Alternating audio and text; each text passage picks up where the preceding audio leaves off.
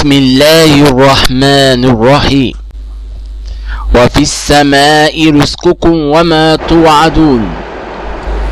اللهم صل على سيدنا محمد الفاتح لما أغلق والخاتم لما سبق ناصر الحق بالحق والهادي إلى صراطك المستقيم وعلى آله حق قدره ومقداره العظيم. اللهم صل على سيدنا محمد صلاة العبد الحائر المحتاج الذي ضج من كل ضيق وحرج ولجأ إلى باب الكريم ففتحت له أبواب الفرج وعلى آله وصحبه وسلم. اللهم صل على سيدنا محمد الحبيب الشفيع الرؤوف الرحيم الذي أخبر عن ربه إن لله تعالى في كل نفس 100,000 فرج قريب وعلى آله وصحبه وسلم. اللهم صل على سيدنا محمد طب القلوب ودوائها وعافية الأبدان وشفائها ونور الأبصار وضيائها وروح الأرواح وسر بقائها وعلى آله وصحبه في كل لمحة ونفس عدد ما وسعه علم الله. اللهم صل على سيدنا محمد وعلى آله وسلم تسليما كثيرا عدد خلقك ورضا نفسك وزنة عرشك ومداد كلماتك. اللهم صل صلاة جلال وسلم سلام جمال على حضرة حبيبك سيدنا محمد واغشه اللهم بنورك كما غشيته سحابة التجليات الإلهية فنظر إلى وجهك الكريم وبحقيقة الحقائق كلم مولاه العظيم الذي عزه من كل سوء. اللهم فرج كربي كما وعدت أمن يجيب المضطر إذا دعاه ويكشف السوء وعلى آله وصحبه وسلم أجمعين. اللهم صل صلاة كاملة وسلم سلاما تاما على نبي تنحل به العقد وتنفرج به الكرب وتقضى به الحوائج وتنال به الرغائب وحسن الخواتيم ويستسقى الغمام بوجهه الكريم وعلى آله. اللهم صل على سيدنا محمد عدد ما ذكره الذاكرون وعدد ما غفل عنه الغافلون. اللهم صل على سيدنا محمد وآله وارزقنا النظر إلى جماله. السلام عليكم ورحمة الله وبركاته. أهلا بكم في قناة ساعة مع نور. قناة ساعة مع نور قناة شاملة مميزة تشمل السياسة والترفيه والدين وكل ما يخص المجتمع وأخبار عاجلة، وقناة تعتمد في فيديوهات الرئيسية على فيديوهات مميزة للدكتور مبروك عطية وللشيخ رمضان عبد المعز والدكتورة نادية عمارة والدكتورة سعاد صالح والدكتور توفيق عكاشة والمستشار مرتضى منصور وفيديوهات لأسامة منير والدكتورة هبة وفي فيديوهات مفاجأة هتعرفوها أول ما تنزل على القناة. ياريت تشتركوا في القناة وتفعلوا زر الجرس. زر الجرس ده مهم انكم تفعلوه عشان يجيلكم اشعار بالفيديوهات اللي بتنزل على القناة، واتمنى دعمكم وشكرا لحسن المتابعة والسلام عليكم ورحمة الله وبركاته. طبعا اعزائي المشاهدين زي ما تعودنا بنعلق على الفيديو الاول وبعد كده بنشوف الفيديو بالكامل. متصلة بتقول انا متجوزة من 23 سنة وجوزي لا يجيد المداعبة الجنسية، ويعني ولا بيفهم في فنونها، يعني وخلاص 1 2 3 وخلاص. وباجي اكلمه في الموضوع ده بيقول لي دي قلة ادب، ازاي تكلمي كده؟ وطبعا في الدكتورة ضحكت من كلامها على الهوا. المهم انا ليا تعليق على الفيديو.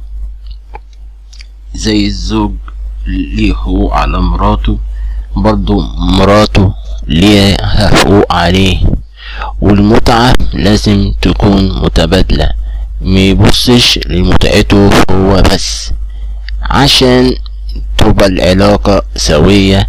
لان العلاقة الجنسية بين الزوج والزوجة اذا كانتش فيها اشباع للطرفين بتسبب في مشاكل زوجية اخرى.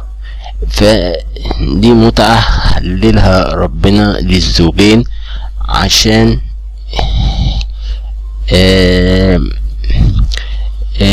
يعني دي من سبل السعادة الزوجية،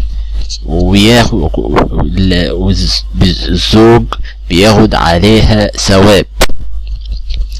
فالمهم ان الزوج ما يبصش لنفسه عشان مراته ما تكرهوش، ويعود كراهيتها دي على افعالها في الحياة عامة معه. وثانيا تحمد ربنا ان مراتك بتصرحك بتقول لك كذا وكذا وكذا، وست محترمة ما قالت لكش يعني طلقني انت مش كذا، دي مستحملاك 23 سنة جواز، فالمفروض تديها حقها من المتعة. ولازم زي ما قلت قبل كده ان المتعة تكون متبادلة عشان ده حق مكتسب ليها زي هو حق مكتسب ليك. ولازم العلاقة الزوجية اساسها المتعة المتبادلة بين الزوجين. يعني احنا بنسمع اصلا في الحاجات دي لما الزوجة بتنفر لزوجها، دي زوجة محترمة، للأسف بعض الزوجات بتضطر عشان ما تطلبش الطلاق للأسف الشديد تلجأ إلى الخيانة الزوجية، وده حرام طبعا ومن الكبائر. فيعني تحمد ربنا ان مراتك صاينة عرضك، بتربي أولادك، فمن واجب عليك انك ما تنفرهاش من الموضوع ده ولا تكرهها فيه، او يعني اسف ما تكرههاش في الموضوع ده. شكرا لحسن المتابعة، متنسوش تشتركوا في القناة وتفعلوا زر الجرس عشان يصلكوا فيديوهاتنا اول باول. والسلام عليكم ورحمة الله وبركاته. لا من اسكندرية تبعك من محافظة اسكندرية. لنديك يا استاذ نجلاء، اتفضل. السلام عليكم. وعليكم السلام ورحمة الله وبركاته.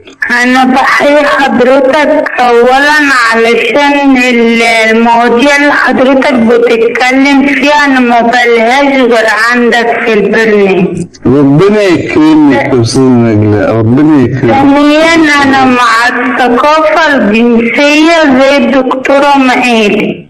ايوه، لان انا عندي ابني في تانية اعدادي، وياريت يبقى في اصلا في السن ده.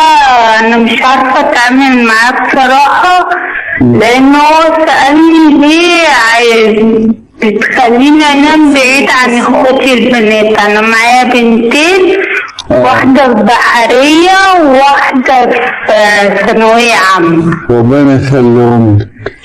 الله يخليك. وسألني تاني لما شاف الفوط الصحية اللي احنا بنستخدموها، طب ليه بتستعملوا ده؟ وليه انا بشوف في مرحلة معينة في الشهر في حاجات غريبة يعني بتحصل.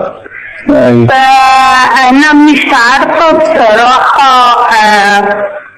اوصله المعلومة، لان هو اصلا خجول لما بيبقى، يعني انا فاهمة ان هو عارف كل حاجة من البيت. يعني هو يعني هل في أسئلة خاصة بالبلوغ؟ هل هو يعني هل سألك مثلا أنا بلغت ما بلغتش؟ ودور والده فين؟ دور الأب هنا مش لا ده بابا، بص بابا رافض خالص ان انا اكلمه من ناحية اي حاجة بحب اوصلها له. انا بحب اصلا ببقى متواصلة مع اولادي وعارفة الباسورد بتاعهم من غير هما ما يعرفوا، لان عايزة اشوف بيخشوا بيتكلموا عن ايه او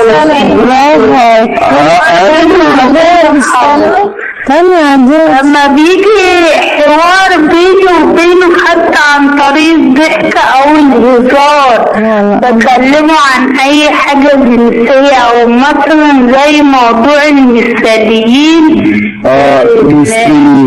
صار الموضوع دوت من فترة. هو فأنا بقول لهم حتى البنات انتوا فاهمين يعني ايه مثاليين؟ رغم ان انا رافضة المصطلح ده، يعني زي اللي بيدوروا لهم على حاجة كلمة شياكة. انا فهمتهم لا دول قوم لوط، وحكيت لهم القصة بتاعت سيدنا لوط. انا بحييكي بجد، انا بحييكي بجد. بس هو السؤال بقى يعني الارض هنا، الارض اللي رافض يا حاج ليه؟ وبابا رافض اصلا ان انا اتكلم معاه في اي حاجه جنسيه، يقول لي عيب ما يصحش ما تفتحيش عينه على حاجه يعني زي بيسخر مني، وازاي انت يعني ست مش محترمه ان انت تتكلمي. لا سؤال عند حضرتك، حضرتك جربتي تتكلمي مع شخص اخر في الاسره موثوق فيه زي الجده؟ بصي هو عزلنا عن حتى خالاته، ده ليه 7 وما شاء الله و5 عمام. لا ما هو اصلا عزلنا عن العالم. حتى بابا ذات نفسه اما بتكلم معاه في العلاقه الحميميه جاهل جدا، جاهل. ويعني انا بقالي 23 سنة متجوزة. نعم ايوه هيك عايز تقولي جوزك جاهل بالعلاقة الجنسية. جاهل وغير كده يعني تصرفاته معايا يعني بصي 1 2 3 وخلاص خلصنا. وانا طبعا كتربية من 23 سنة عيب جدا اتكلم معاه في حاجة. طب يا مدام نجلاء، احنا صوتنا اتبح بقالي 20 سنة بتكلم في الاسس العلاقة الزوجية واستضفت كتير. هقول لحضرتك حاجة لان صوتك مش بيوصل للنوعية دي اللي هم اصلا من اللي هم في سن الخمسينات ما بيقعدوش قدام التلفزيون، لان دول ناس شغالة وفئة معينة جاهلة، حتى اخواته جاهلين، يعني كلهم مفيش حد متعلم.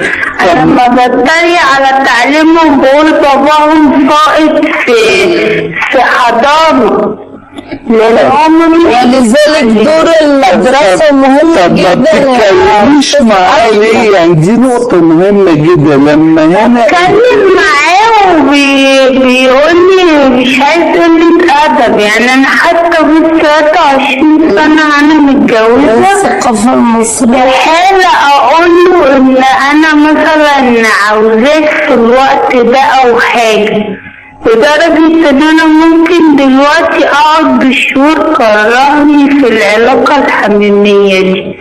كرهتها من التصرفات، مش تصرفات وحشة وحاجة، لأ، جاهل فاهم.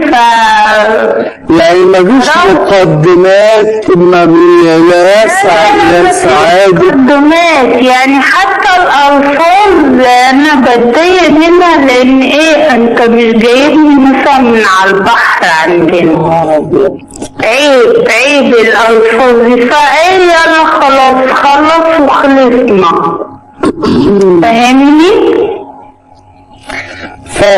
فاهمك بس عايز اقول ان يعني مفيش برضه احراج ما بين الزوج والزوجة في اثناء العلاقة. انا بتحرج منه لدرجة ان اصلا النور حتى ما بيولعش. انا بقول لك بقالي 23 سنة متجوزة، وماما طبعا الله يرحمها ما كانش بتكلمنا عن حاجة زي كده، لدرجة طب والله العظيم انا ما عرفت يعني ايه معنى عادة سرية الا من 3-4 سنين. اكيد من عندي، اكيد هلاقيش نمبر.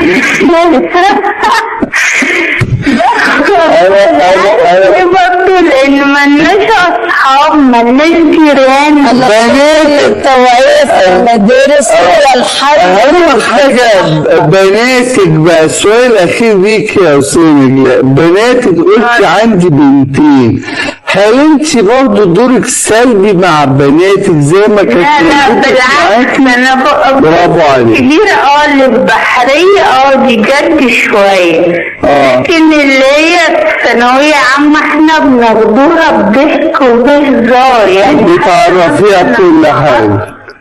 اما اضحك معاهم واقول لهم ده بابا قال لي مثلا انت حلوه النهارده، فيضحكوا وترد تقولي طب خلي بالك يا ماما اللي يكون ايه عايز يتحرش بيكي ولا حاجه، فبنضحك.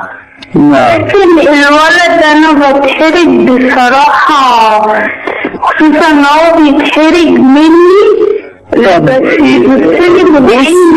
سيبلنا رقم تليفونك وممكن اي حد من ضيوف الكرام يتواصل مع ابنك وهو اخونا الصغير يعني. بشكرك استاذ نجلاء، ويا ريت تتابعينا بصفه مستمره.